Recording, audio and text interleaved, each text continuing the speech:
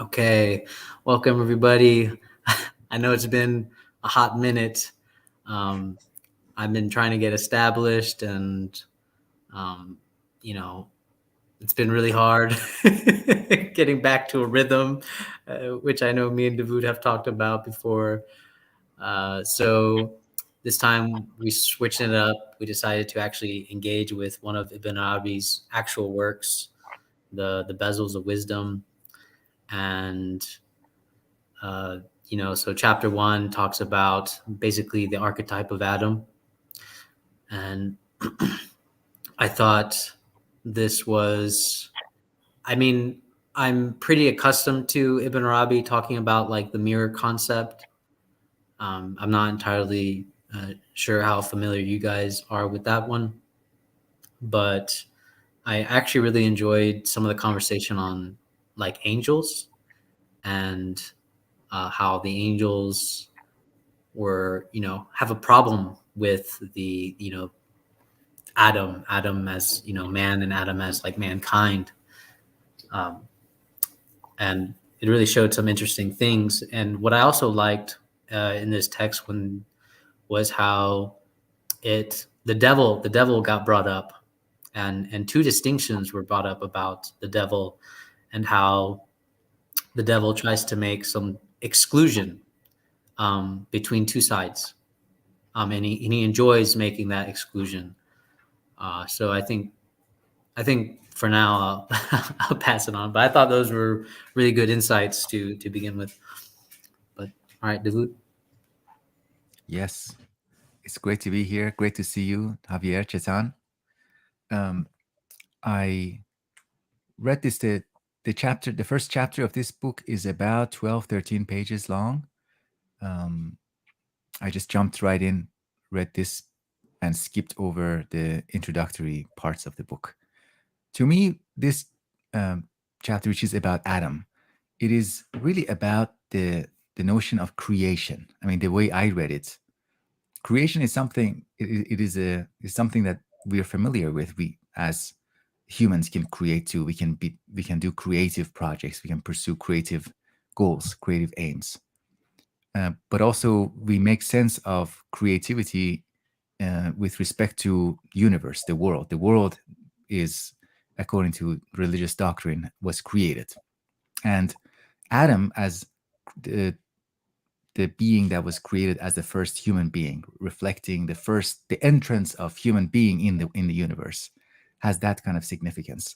So creation and and the origin of humankind in the world, in the universe, um, and the judgment of angels, as you referred to already, Javier. And I don't know, is it allowed to talk about the angelic aspect of human beings? Like, do we have?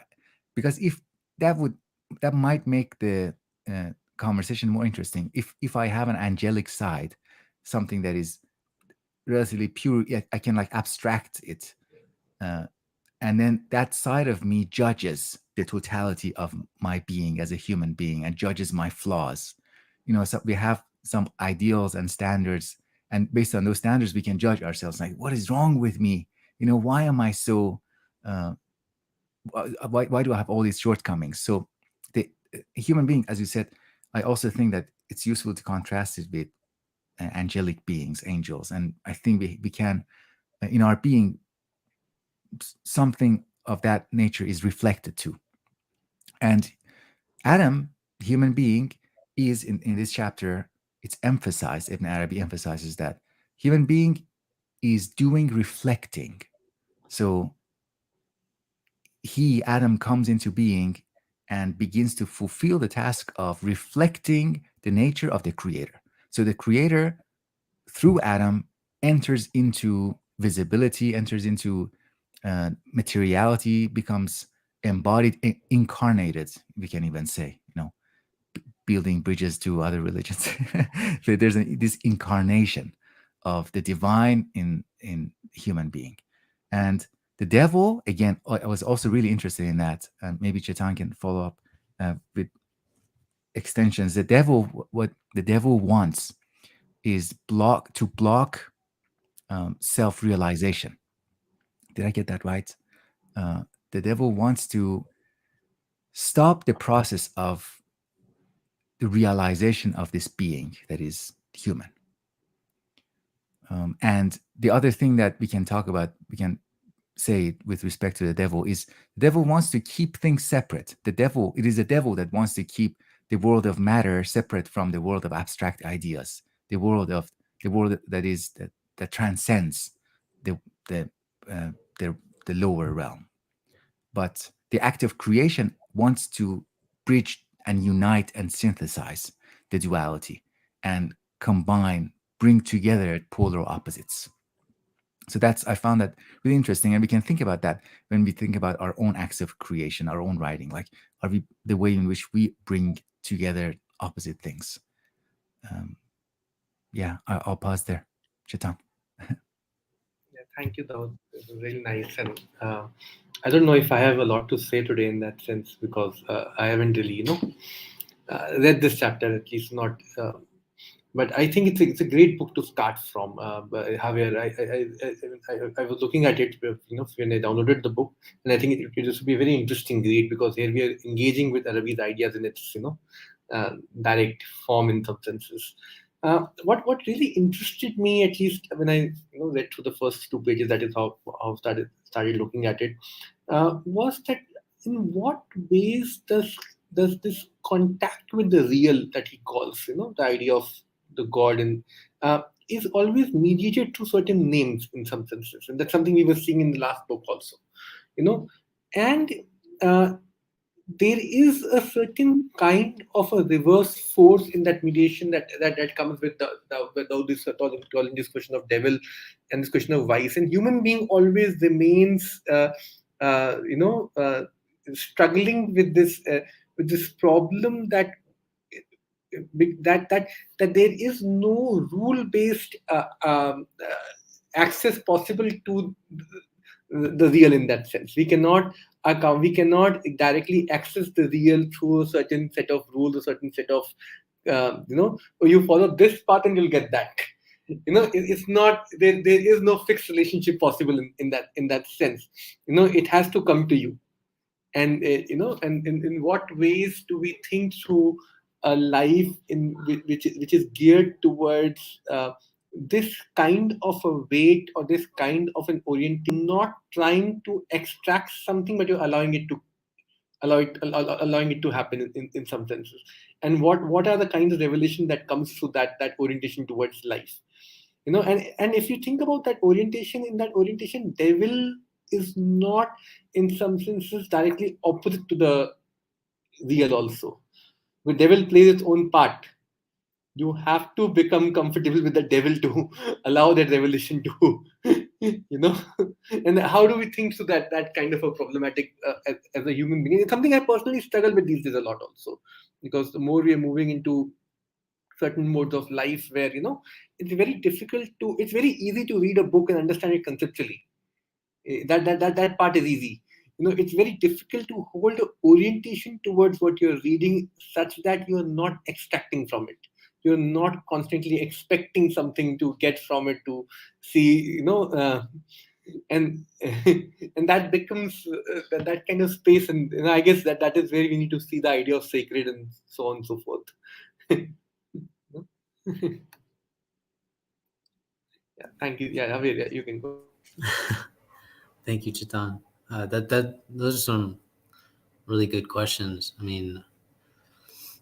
I've always been fascinated by the idea that one. This kind of goes with the perennial philosophy that I've been working on. Is that we understand, at least Aldous Huxley understands, that the unitive knowledge of God is always going to be paradoxical. And I think you find this in Hegel too, that it's going to be ultimately, you're going to be going through all these paradoxes to try to understand reality. Um, and I think I think it's funny when we want to bring up like the devil here, is that people want to hold like strict dichotomies, right? Like, no, clearly these are, two separate things. And there's no way we can reconcile, or they cannot exist at the same time. Um, and it's interesting how that plays a role in our reality and so on. I think what stood out to me is this the mirror concept of it's this way of being, but again, like Chetan was saying, it,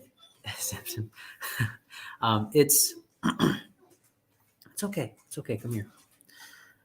So the way of being, going from the abstract, the conceptual to experiencing, I keep thinking about, how does one be and experience like mirror, like a behavior of a mirror, and the same thing of like polishing this mirror that it was talking about within this reading, that you want to be this kind of like perfect receiver, reflection, and what does it mean to be this reflection in reality? And I feel like that is something that, I mean, again, I understand it conceptually that we should be mirrors and simply reflect and so on, but that that experientially, I don't know what that means. I have no idea. I mean, again, conceptually, totally understand it, could totally explain it, but experientially, I have no idea what that means at all. Because the first thing that ever happens in our real time reality is that I find myself reacting all the time. And now the paradox is, of course, this sort of contemplative mode that maybe this is talking about, is that it is also a kind of reaction. But maybe it's a passive reaction. I don't know. Yeah, I think I'll pass it on there. I think maybe the idea is that whatever we do, whatever path we choose to take, we can't help but reflecting something. That our nature, the way we are in the world, we cannot help but we cannot avoid reflecting some principle. So that's why he refers to the nature of Adam, the nature of the first human, as being the principle of reflecting, being the reflecting principle. So that's the thing we do. Like, let's say I want to be a speaker, or I want to be a writer, or I want to be a construction worker. I can try to be, and then when I fulfill that role, when I fulfill that concept, then I reflect the thing that seems to have preceded my activity. The concept of a constructor, the concept of a speaker, the concept of somebody who does that, is something that I kind of live up to it. And then after the fact, I realize, oh, then I'm now reflecting something. I didn't only do the concrete action, but I kind of reflected. So this is getting a little bit complicated. I wanted to, for myself, it's tangled up in my own line of thought. I wanted to briefly return to something Chetan said about the contact with the real. And I think we can think of it in terms of the name. The name allows us one way of trying to be in contact with the real. But okay, let's not think about the name of objects. Let's talk instead about the name of people. Let's say I call on my friend Javier, or I call on somebody who is in the other room. And the very act of calling them by their name doesn't guarantee that they're going to respond.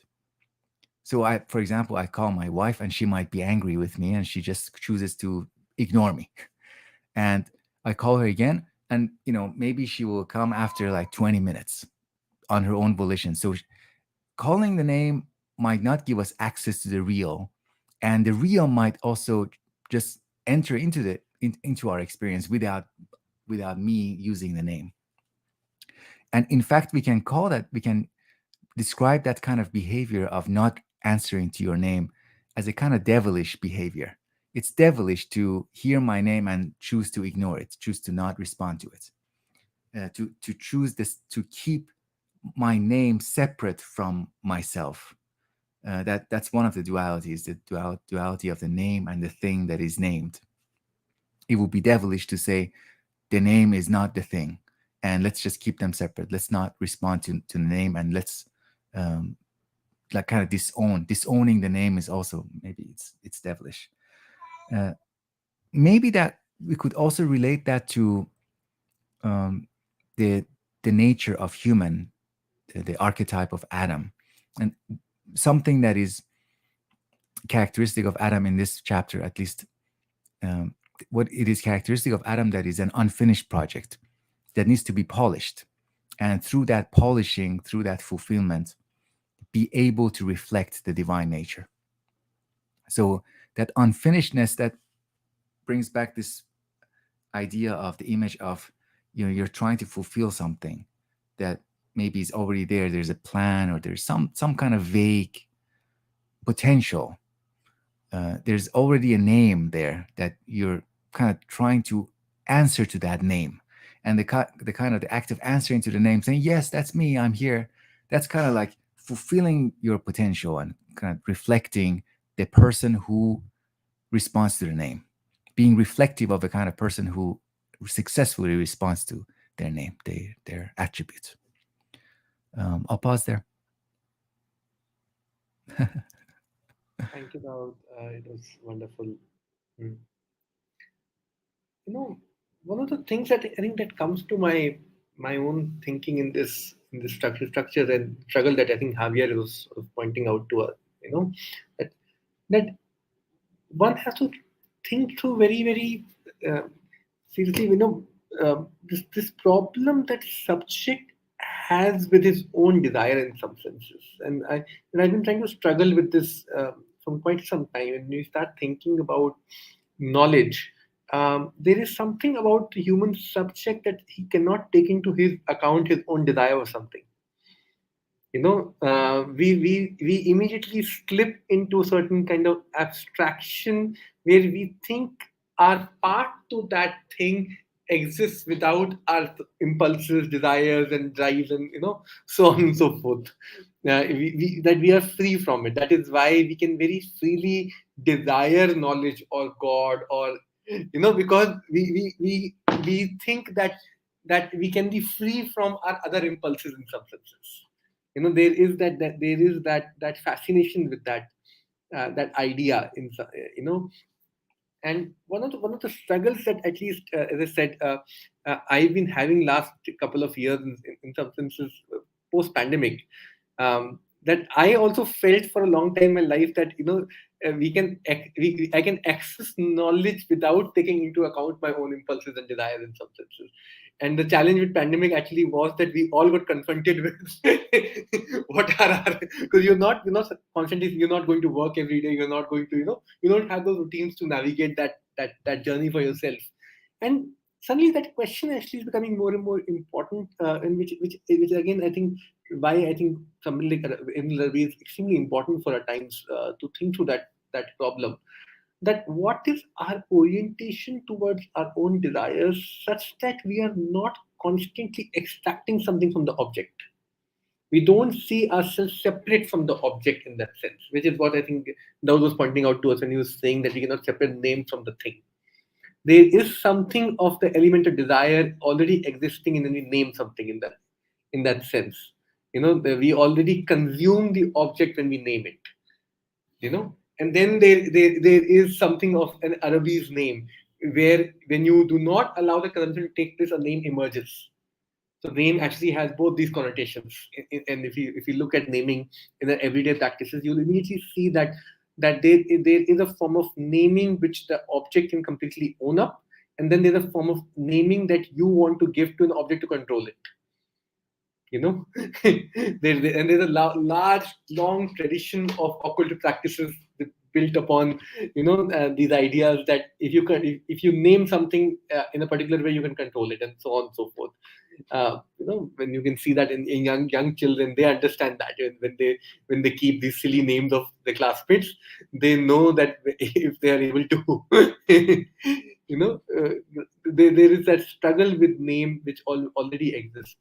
And what is the kind of orientation that a subject can have through which he can find a certain return from his own desire, from this immediate impulse to you know grasp something, to completely fully consume something, to fully exhaust something, and what is the form of name that emerges from that return back, that turning back into your own self, and what are the form of name that emerge from that turning back. Naming is essential for us. Of course, we all know we'll name everything and so on and so forth. But I tend to think that there is a form of naming that emerges from, that kind of a movement within yourself. And how do we think through that kind of a question? I think I would be interested to know.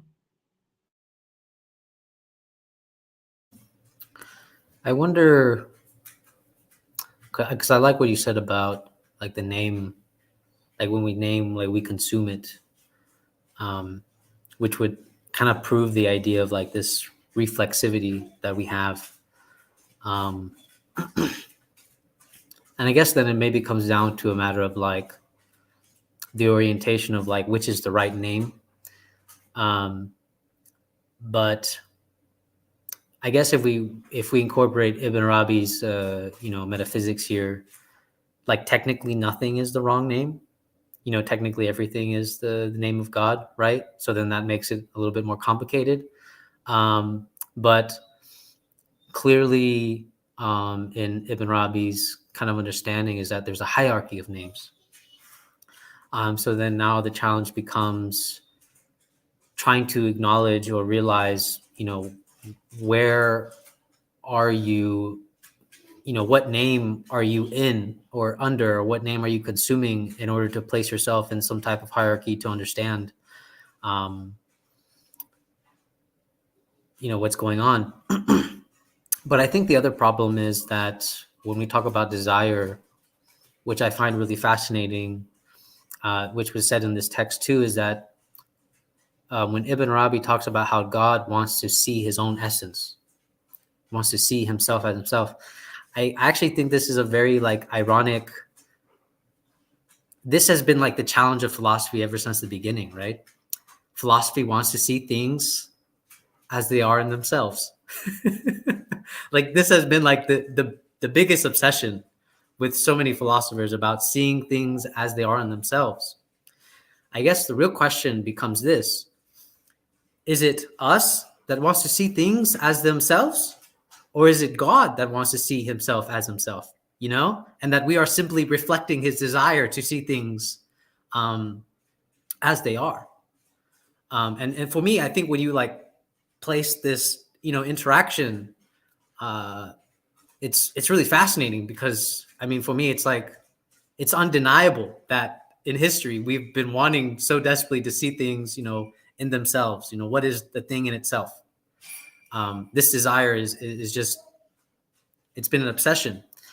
And so I maybe, I mean, I don't know, maybe the problem is that we realize that one, we're not a pure subjectivity. We're not a pure subject. And I think maybe that's part of the problem, is that we don't realize that we're a pure subjectivity, that we have some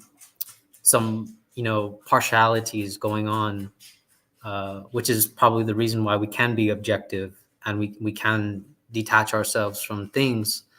And I think that's maybe why the mirror concept is useful, is that if we are already kind of like dirty mirrors that need polishing, then our reflectivity is going to be skewed. It's going to be what we understand, what we know.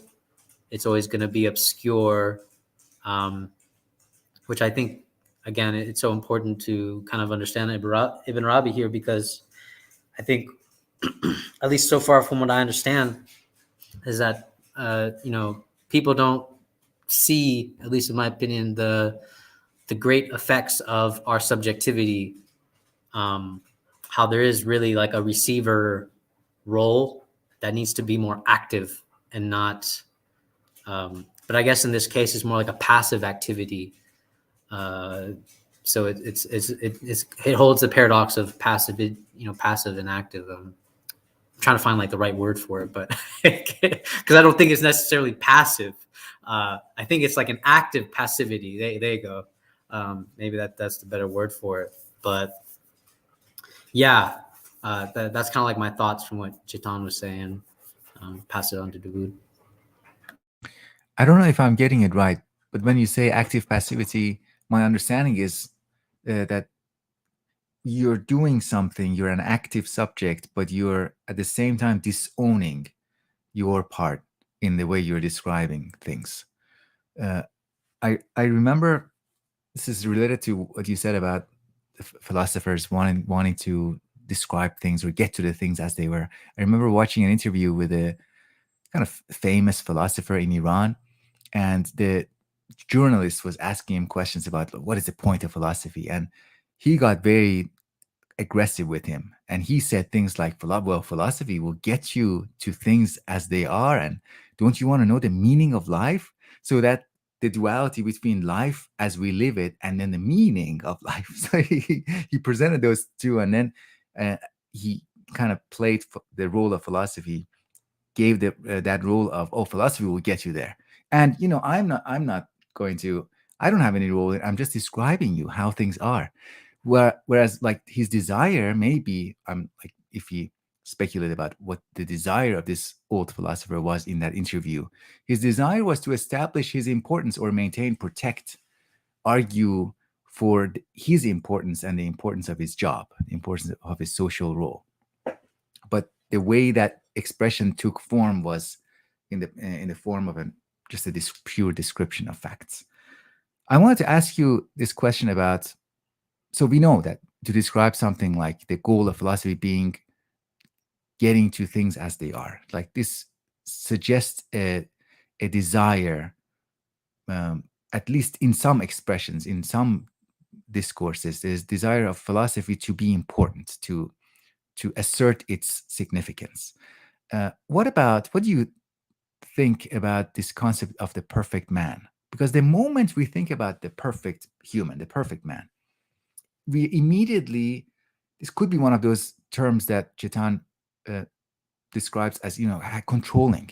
The moment we hear this perfect man, we immediately feel or think about our distance from, we the imperfect beings, and the ways in which we should conduct ourselves to move in the direction, or at least have supporting roles in the movie of the perfect man.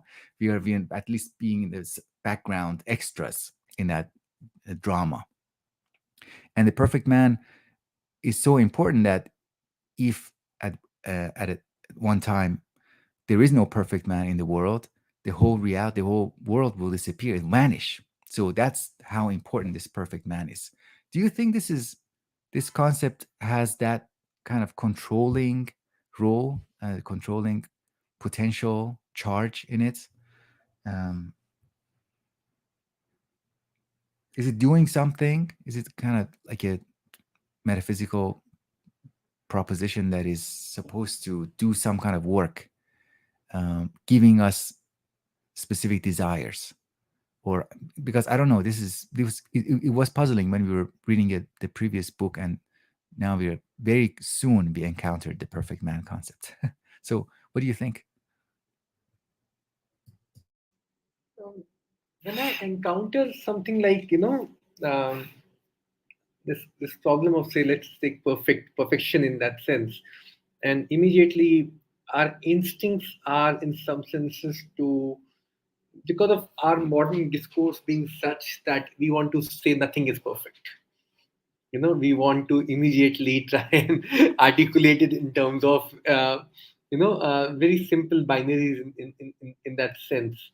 On the flip side, one can also see very, very, if one's being honest about it, one can ask a very simple question like Wittgenstein would ask: if perfect means nothing, then how are you using that word? What is its language game per se, as Wittgenstein would say, or what is the form of life in which that word finds its usage? And if you're using it has to have some kind of, and Wittgenstein would say, meaning of a word is how you use it.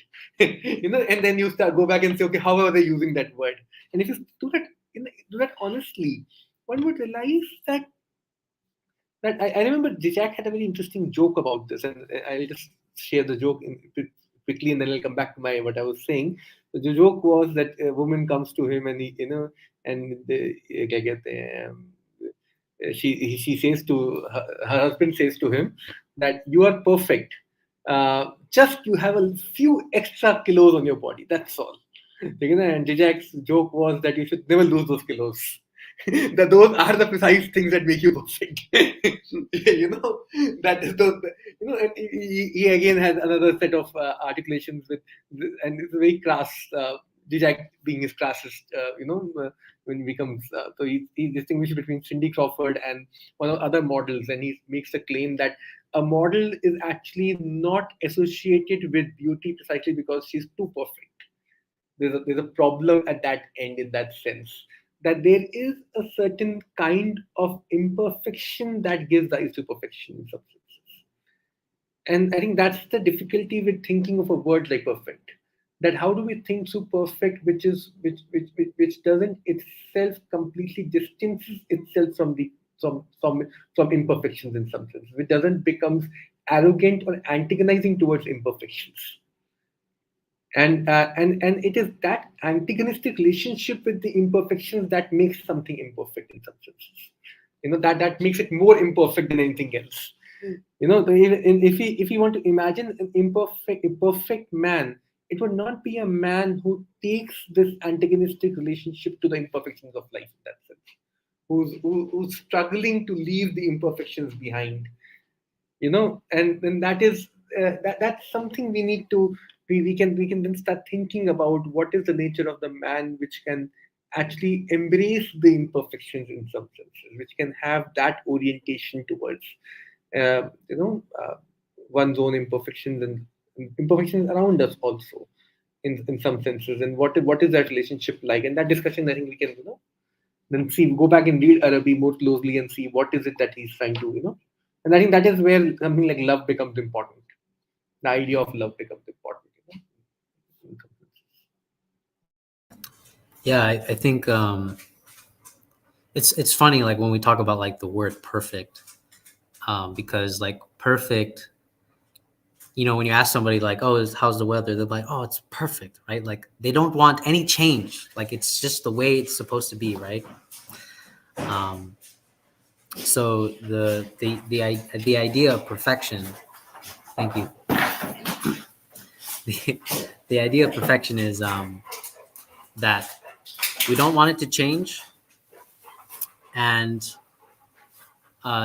nothing else, like if anything else is done, it sort of ruins that perfection. And we all have, in subjective versions of like what we deem as like perfect for this. Now, what's interesting is that Ibn Arabi talks about how God is unchanging. And so this idea of perfection, it gets interesting, that we become fascinated about things that we don't want to change. When we find like a certain gradation of change that is perfect, right? We say this is perfect, this should not change anymore, because it would either become too perfect or be less perfect. And so I kind of find that fascinating, the way we use that word, even though the thing in itself, right? Actually, that's exactly how I wanted to say. Actually, perfect, I think, in my opinion, is what we really want to express as the thing in itself. When we notice something in its like purity, subjectively, it may differ for everybody else, but for us, the thing in itself is perfect in that state. We realize this potential. So I think the perfect man is somebody that would be somebody that, at least from Ibn Arabi's point of view, the fullness of God, taking in the fullness of God would be becoming the thing in itself, but as mediated through the reflection of that perfect man. But the problem is, well, the paradoxical issue is that you being a thing in itself as a personality becomes perfect through a particularity. Because Ibn Arabi did talk about how there is this, it's not just a perfect man. There's multiple perfect men. And so the real challenge becomes, how do you become perfect in your particularity? But the paradox is, of course, you can only become perfect in your particularity by essentially doing this non-detachment thing, where you take the fullness of God, and God kind of gives you what you were already are, what you already are, right? That's the funny thing about the mirror, is that the mirror is essentially always what it is. The only thing that we have to do is, clean it up. And so I like this idea of perfection being the way that we already are. The problem is that we don't realize that we already are those things, and the only way we can realize that we already are is by, via God's grace and so on and all this other stuff. So it's kind of like that paradox with, the woman, the Zizek story of the woman, right? Zizek points out that she's perfect, but she doesn't acknowledge that she already is, which is, you could say, the task of like the human being, is that the human being is kind of like already a perfect creation. The problem is that he has to do the self-realization to acknowledge that perfection, which requires a work and so on. So it's not like a completely passive thing. It's an active, passive, contemplation and so on.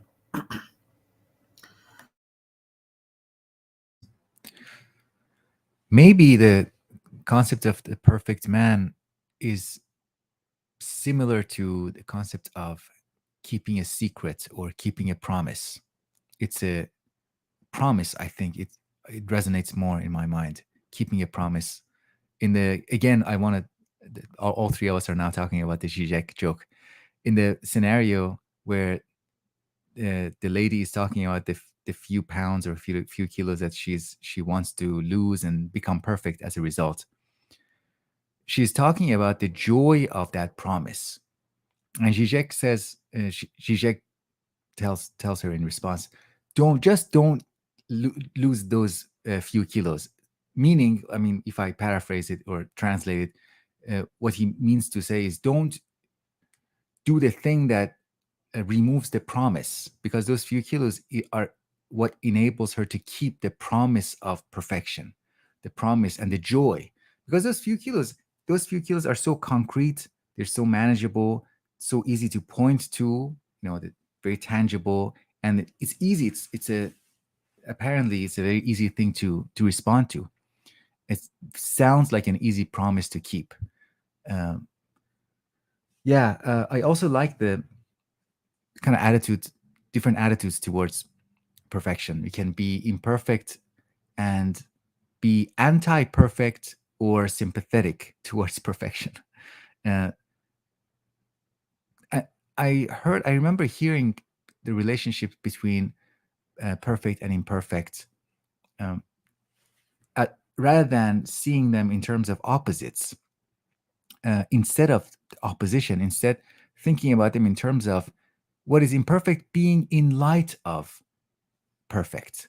So we make sense of imperfection in light of the idea of perfection, which is why we need the idea of perfection. We need the idea of the perfect man, because it is under the light of that, in light of that concept, that we can make sense of the ways in which we are keeping that promise, each of us as individuals. And I think that was also an important point that Javier brought in. Each of us is keeping an individual, singular promise in relation to that perfect man. I just end this my part here by reading that one sentence. He's here talking about the place of the perfect man in the universe. So he says, quote, "Do you not see that when he shall cease to be present in it, in the world, and when the seal on the treasury of the lower world is broken, none of what the reality preserved will endure, and all of it will depart." It's like the absence of that joy that keeps us moving towards perfection, towards that aim, towards our desire. just be in touch, assuming that the movement is in touch with the desire. Okay, cool. Thank you. Yeah, just quickly sort of maybe add a few words on the Zizek joke in that sense. I think one of the ways to think about the Zizek, because he was talking in terms of what Lacan's idea of object petite I in that sense. The idea being that there is always an excess or a lack to perfection in that sense. Perfection itself always comes with its own necessary excess or a lack, whichever way you want to think about it. And that you can think about object petite I as that lack or excess, whatever. You know, but you cannot access perfection without its constitutive lack or constitutive excess in itself. And I think that makes sense. That's something one can think about. That can be access the perfect without its constitutive. So uh, say perfect man in some senses makes sense. Does perfect God make sense or not? As a word. God is always perfect. You have to say the perfect God. There's a problem there. There is something to be thought through in that sense, because it is man who needs to orient himself towards his own lack or excesses in some senses. And how do we think through that? You know, that kind of phrasing for oneself. That you know that how do we reorient ourselves towards our own in some senses. You know, lacks and excesses and so on and so forth. I guess I remember one of the interesting ethnographies. I think Veena Das is. I was reading Veena Das's ethnography, and she was talking about a case of a woman whose daughter got kidnapped and raped in Delhi, a slum in Delhi. And when she went to do her interviews and stuff in the field, she said she never tried to find out what actually happened. She allowed from the interactions to emerge what emerged, and for her, what she could not tell Veena Das was itself something to be thought through and elaborated upon as an idea, rather than as a journalist trying to find out what the truth was. And I do a lot of ethnographic work in slums and stuff, and I got really impacted by that point that she was trying to make. That when I go to a slum, I normally we try and find out, what happened, why did this happen, why did that happen. And like admissions, we have this strong urge. And you said, philosophy is urge to know the thing in itself. That exists in other disciplines also in their own ways. The challenge actually is to understand that what you are not being told, that itself is a site of knowledge. That opacity itself is a site of, in that sense. And similarly, in the sense of perfection, that excess itself is a site of perfection in some sense. It's a site to be beholden. And how do we think through that?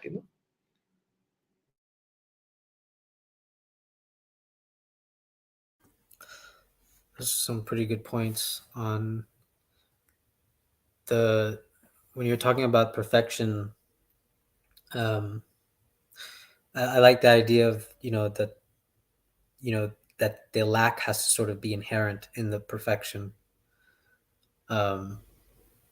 which for me it actually makes sense, because I think it would be a mistake to think that if we talk about perfect man as like a static concept, like as if he's reached his ultimatum.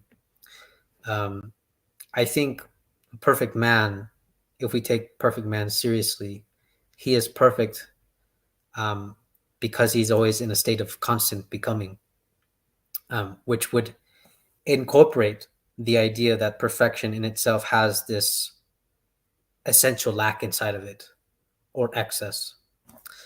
And for me, that makes sense, because you have to keep the dialogue open between the worshipped and the worshiper, right? The Lord and the slave. You have to keep that dialogue constantly open. So, the moment you become like the perfect worshiper, so to speak, in a static way, then everything ceases. There's no point. It's like you become the worshipped at that time. And I think Henry Corbin points out that paradox. So you need always that interaction, that dialogue, And I think that's where like love becomes like a very important aspect of understanding. Um, the other thing that reminded me when Chitan was talking about that even these aspects of like not knowing is its points of knowledge. I think what is also forgotten in talking about the perfect man and so on is that somehow we've lost the idea that actually virtues grant us access to kinds of knowledge. The perfection of the attempt of perfection of virtues grants us specific kinds of knowledge. And this isn't, I think this is very important because one, we can't, if we acknowledge that the reality cannot be directly accessed, I think it is also important that we understand that the virtues themselves play a role in the access of this reality. Now, theologically speaking, it cannot be given through our own efforts. At least this would be Ibn Arabi's understanding, that there has to be some interaction with the reality giving us that access. So the virtues themselves do not necessarily, so I'm going to correct myself, do not necessarily grant, like, by your own striving, access to knowledge. But you could say they are like, keys that can, through both, the name, the interact with the name. The other question of this, like, aspects of, I really like that story where, you're not trying to extract something. I think this is why the phenomena of prayer always bewilders me, because is there a difference between extracting and asking? you know, uh, like, because I feel like when we talk about extracting, that's like you're trying to exploit something, you know. Um, at least that's my understanding. So I'm wondering if there's just like a difference when we're trying, instead of trying to extract, right? We simply just like ask, or this idea of like asking is almost like just being there, um, which is very like Heideggerian almost in a way. This idea of like you're just being there.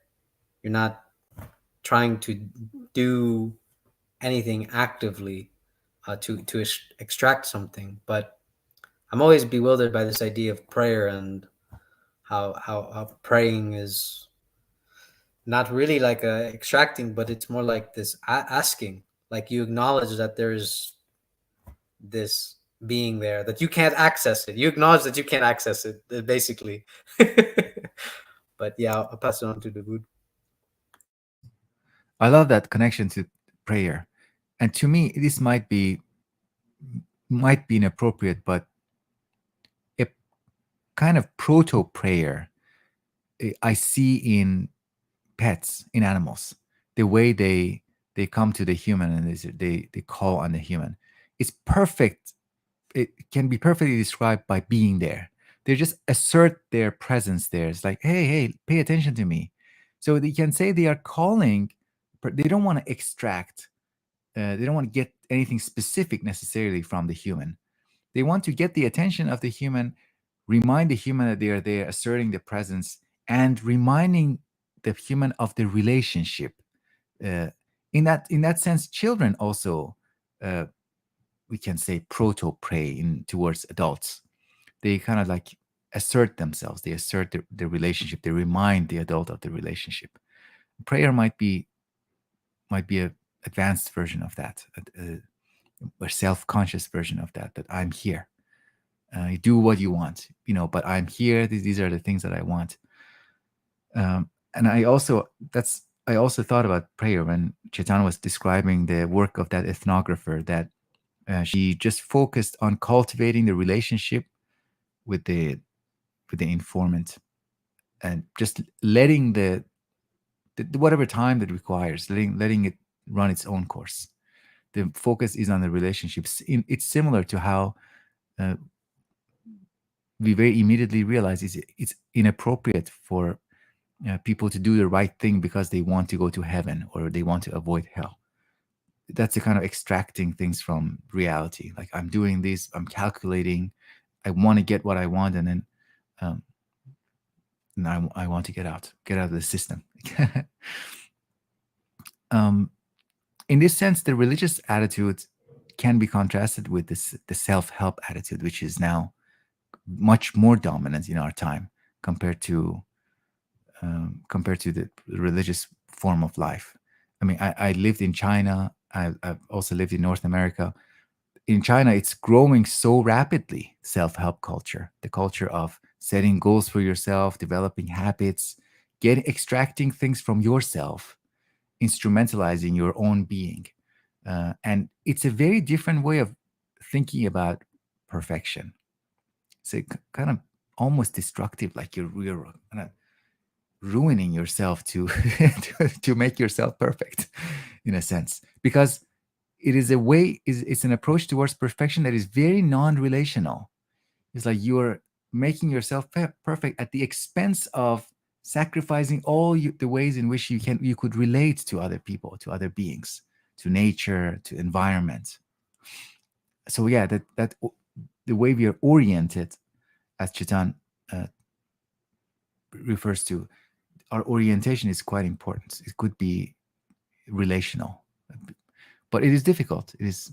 I think in our time this is quite countercultural to care more about relationships than self improvement. All right, Chetan, please. There's an interesting distinction, na? To know the world without being in relationship to the world, and to know the world with being in relationship to the two are two very different kind of knowledges that emerges. The form of knowledge that you get without being in relationship with something. You can study it as an object, and you don't think you're involved there. The knowledge that you have to co-create with the object itself at all points of time. You are involved. You're part of the world. And I would want to read this paragraph actually, page number 23. And there's something similar to what we are discussing, and I thought it would be interesting to read through it together. So I've been just looking at it and going through the pages, and he used to say, "You should know that God characterized Himself as the outward and the inward, and brought the world into existence in two forms, invisible and visible.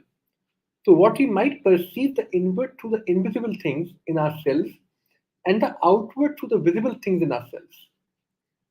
And it's a long paragraph. I'm just reading it. I hope it's all right. Yeah. Yeah. And he described himself through satisfaction, ridh, and anger, gadab, and brought the world into existing as containing fear, khauf, and hope, raja, that people would fear his anger and hope for his satisfaction. And he depicts himself as beautiful and possessing majesty, and hence brought us into existence with the attributes of reverence and intimacy. In this manner, one should understand that all that is ascribed to God in all his names, he expressed each pair of attitudes by his two hands, which turn from him toward the creation of the perfect human being, because he combines the realities of the world and its individual things. That is, because the world is visible, literally witness, and the vicegerent is invisible. Therefore, the ruler God is veiled.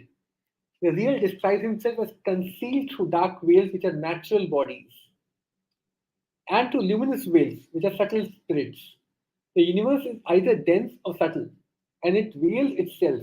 Hence, it cannot perceive the real as it perceives itself. It does not cease to be covered by a veil which is not removed. That because of its need for its creator, it is distinct from him.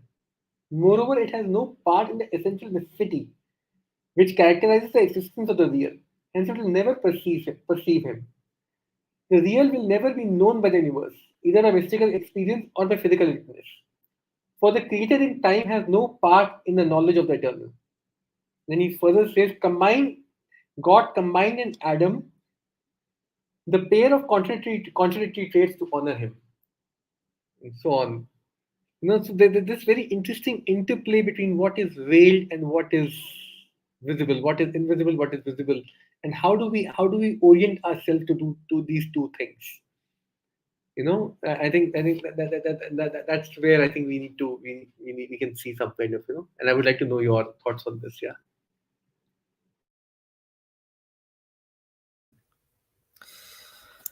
Yeah,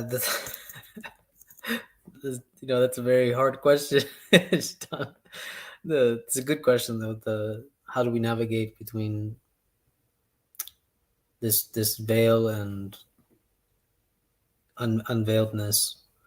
Um, it kind of reminds me in the beginning of our previous reading of earlier on with the other book about, I think at one point it talks about how the people that sort of acknowledge the veils realize that everything is like a veil. And it's this paradox of once you realize that everything is a veil, that's when the things start to unveil. uh, and I, but I guess it's, it still doesn't. I mean, again, conceptually, I understand it, but experientially, I don't understand what that means when you discover it's a veil, and then paradoxically, because you discover it's a veil, that it unveils itself as like this sort of interplay of realizing, um, the veil and unveil stuff.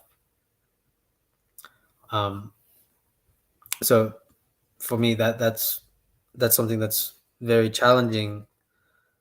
Um, I think maybe that's something that the role of the devil and Ibn Rabi's play here kind of takes force, right? And to kind of like read a portion of the second part, it's on page 50 on the top. It says, in other words, it is that principle which would seek to insist on the separate reality. Have you got the page number? Page 50. 50. Yeah, 50. I think our books are different, no? It's a second chapter in that sense. Oh, it's so it's on it's like right before the title, The Wisdom of Divinity in the Word of Adam. Okay. Okay. Yeah. Yeah. I'll find it. Don't worry. Yeah. Please go ahead. Yeah, it's right at the bottom part of that. So yeah, I'll just read from this part. It says, in other words, it is that principle which would seek to insist on the separate reality of either pole at the expense of the other, and thus to impair the original wholeness of the divine experiences as the reality by trying to sever the all important link between own and other, and consign each to mutually exclusive isolation and absurdity. So I think I think this is important to understand this difference, this own and other. I think there is a dialogue happening between, what we understand from something that is being veiled and something that is not being veiled, or something that is being unveiled. Um, and I think it has to, again, I think it goes back to us as, as the archetype of Adam, that we have to, again, do this interplay of like realizing the wholeness in almost every veil, so that way there's this interaction of like constant becoming, but you're going up the levels of at the endless veils. But in order for you to pass through the veils, you have to sort of understand some type of unitive knowledge for that veil in order to reveal itself. Again, as much as I understand this conceptually, I don't know what this means experientially. I don't know what this means experientially at all. But I understand that, um, that there is this interaction where we have to bring in. I think this is where like Hegel is very useful. Obviously, I mean, at least for me, it's very useful because once you acknowledge the paradoxes in its fullest part, then you can go to the next level of consciousness, right? So I feel like that, that is, and also I think this process of becoming is very important, because in the text it talks about how Adam is like this receptive wax that, and I'm reading it from page 49.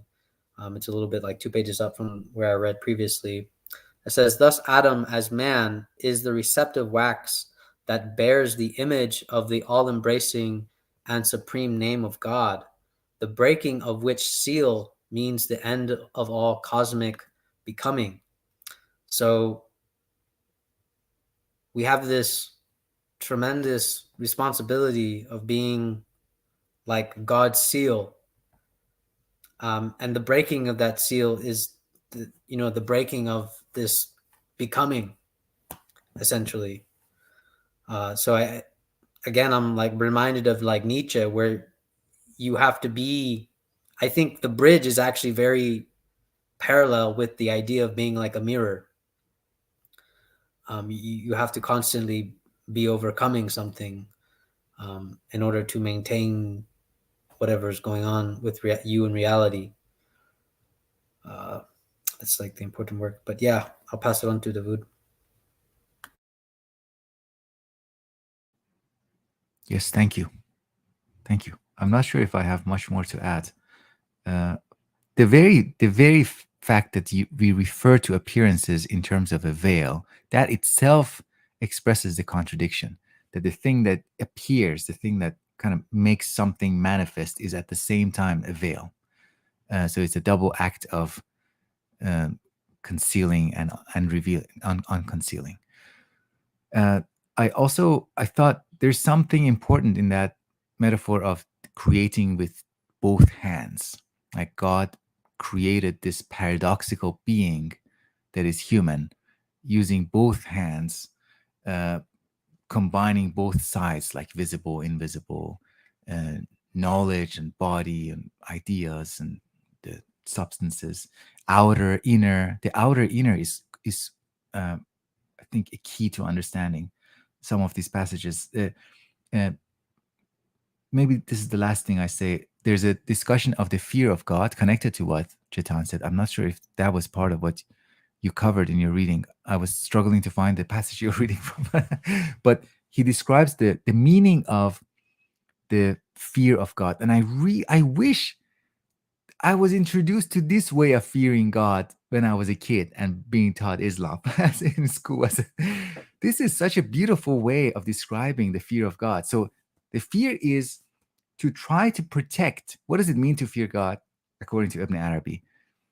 It is the attempt to, or the desire to protect the inner through the outer, and to protect the outer through the inner. So the inner becomes a shield, or it acts, serves, functions as a shield when we are working on appearances, on outward conducts of our lives, or outward relationships. And at the same time, we have to protect that outer thing. What is outer? Buildings, artifacts, our communities, the way we dress up, the way we present ourselves. We have to protect that using the inner realm, inner domain. So that's kind of seeing the mutual dependency of those two sides of our contradictory natures, knowing that neither side is sufficient. Neither side can lead the other side. Like the spirit should lead the body. Hey, drag this stupid body along. And no, both or community and the self, they have to continue this mutually protective relationship with those sides of the human being. Yeah, this is. I think I need some time to see how that is expressed with the concept of a fear. I mean, that doesn't seem very fearful when you talk about two sides expressing their dependence on each other and kind of both protecting each other. But I guess it is somehow connected to fear. Yeah, that's it for me. Thank you. Yeah, I think I think with fear, one can immediately see that he's making a connection between fear of God and satisfaction of God. And one can immediately see that wherever there is satisfaction, there is also fear. Which is why fear as an impulse should not be simply let go of. When he says, and I don't know, um, he says, and he described himself to satisfaction and anger and brought the world into existing as containing fear and hope. That people would fear his anger and hope for his satisfaction. You can't hope for his satisfaction if you can't fear his anger in that sense. So how do you mediate through this fear because you're hoping for I don't know if you love someone very deeply, you fear somebody dissatisfaction. It happens. It's a very natural instinct within us. I don't know how others experience it. To me, the very fact that other person dissatisfied can be fearful. And I'll be making my level best to satisfy, in that sense. And it's a child's game in many ways. But satisfaction shares this relationship with fear, which we need to think. It's a much more subtle relationship, much more uh, relationship which has much more textures than the simple idea that I fear a tyrant. I fear a tyrant in the sense that if I do not satisfy him, he will come and destroy me, and so on and so forth. The fear doesn't have only that texture; it has other textures also. There's a texture of fear in love. There's a texture of fear in, and how do we think through those textures in relationship to God? I think becomes you know one of the things. And I think going back to what Javier was saying, I think one of the difficult questions of thinking through the unveiled actually is a transition from I think Hegel to Heidegger in some senses. And Heidegger actually one can have a good critique of Hegel in terms of that Hegel के लिए if anything that is below the surface will come on the surface in some senses. Hegel wants this this movement to be complete in some way. Heidegger actually brings in this problem of uh, absolute difference in the being itself. And how do we think through that absolute difference? To me, at least in my own experience, one of the ways that I think about is so this idea of speed. How do you slow things down? If you notice, when you slow things down, you automatically separate the veiled from the unveiled. At some level, this separation between the veiled and the unveiled completely vanishes when you start making the speed up. That is what technology does. Technology is one thing that creates this idea of speed, and we're living in times where the speed is much more higher than what we can experience, which is why we rely so much upon rules and so much so forth to actually create our own experiences, because we can't experience things at that high speed. That is what modernity has done to us. Technology has made us reach a point that where our experience is corrupted with speed in some sense. So to me, there is something about slowing things down to be able to find that experience of what is veiled for us and what is unveiled for us. And as we said with Veena Das, also the ethnographer, there's a question of time there, as Daud said, that she's allowing time to take its own course and she's accepting what is not visible to her. She's not trying to corrupt something by making it become visible to everybody in some senses. There's a corruption in that game of of making somebody's private space public, as say Hannah Arendt would put it. There is something about making somebody's inside become outside immediately, as Dowd was trying to point to us. Where your inside is immediately becoming the outside, and your outside immediately becoming the inside. In both sides, there is a form of mutation, of corruption taking place, which has to be, which we need to think about in some senses. Wow, the slowing down, that actually connected a lot of dots for me. Because we can think about another tangible example of slowing down, like or like slowing down our subjectivity in a theological way. And for example, like this is kind of like a experimental Christianity, or practice of religion, if you were to do it right. For example, like the idea of like not eating pork, right? Um, I think if somebody were to actually engage in that experiment of like not eating pork, right? Pretend like it's forbidden for yourself, they would actually realize in the slowing down of their immediate consumption of pork that one, they would realize that one, this is either very difficult. I cannot refrain myself from like following this command, or um, that I find this easy, or it is doable. It is doable. But the funny thing about following these like theological commandments is that they actually demand you to slow down.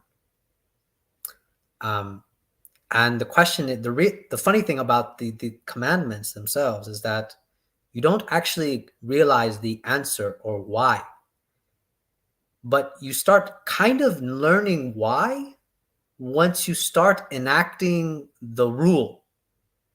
you know Once you start enacting the rule and slowing down your like carnal pleasures and stuff like that, you start understanding like, wow, I can't believe that I'm so impatient, or like I cannot resist it. It's completely different from understanding like, or thinking conceptually that, yeah, I can stop this, I can stop doing this act whenever I want to.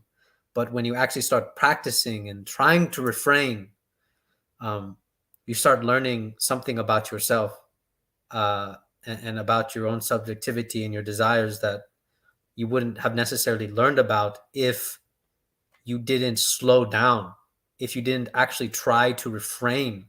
And I think the speed thing that you're talking about was so good, Chiton, because I mean, it's weird because it's like the rule has to be in place prior, at least in my opinion, it has to be in place prior for us to understand the slowing down and the unveiling, and this, separating the veil and, the unveiling. So I think that's very fascinating. And I think morally, you can do this too. You can understand by, fasting, how difficult it is and what you learn about yourself in that slowing down of your consumption of food, and just how painful, or maybe you get irritated and so on. So it's, yeah, I thought that was so good. And another thing on what Dawood was talking about with, how does fear, I mean, I don't know. I actually find fear cannot be separated from protection, in my opinion. Um, because the moment I fear something, either instinctually I want to protect my being, or I want to protect something from happening, or prevent it from happening. So it's almost like fear is already, like, the role of protection is already being played in that role. Like I can't imagine a fear where I'm not trying to prevent something from happening, right? So I do think the idea of, and I didn't know about this, Dawood, so that was a really good point about the fear of God kind of being this interaction where you're trying to protect the inner through the outer, and vice versa. I thought that was brilliant.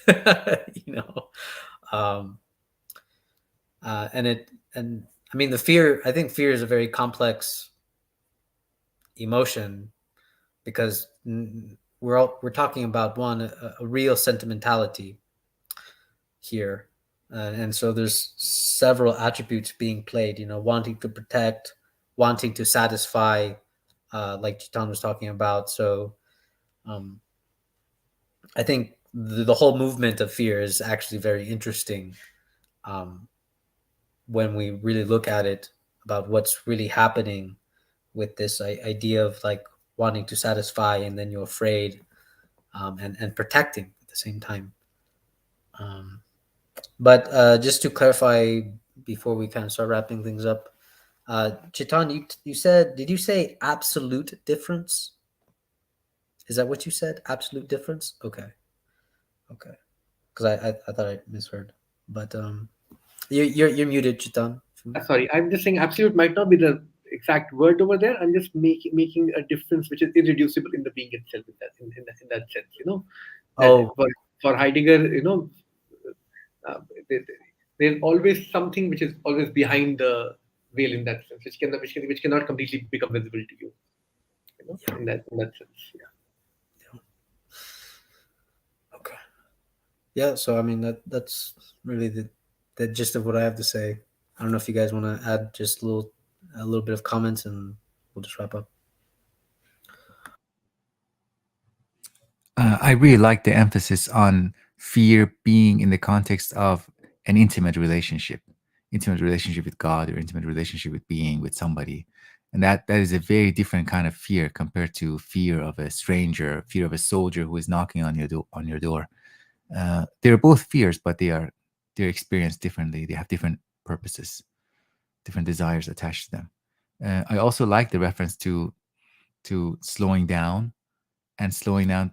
Today, I happened to have lunch with one of the people I met on the internet, um, and we had lunch together in person. And so to go to that meeting, I had to separate all the different aspects of going to meet someone that we don't have access to with Zoom. I had to go out, walk. I arrived first at the restaurant, the cafe, and then the person. So I had to wait. So waiting is a way in which things slow down for us. So it was really strange. I relate now to this uh, postponing being a necessary maybe element of religious life, and the ultimate form of postponement being like, yeah, the real life is like coming later. This is like just the whole of this life is a preparation. That might be, some people argue that that's an excessive way of denying what is actual, but it can be taken to that extreme. But yeah, I'm excited about the rest of this, walking through the chapters together. The rest of this book. Thank you. Thank you, Daud. Thank you, Javier. I think it's going to be very interesting to read through this book, I guess. Thanks. Yes, yeah. I just ended here. All right. With that, thank you guys for watching, and all right, we'll cut off the broadcast.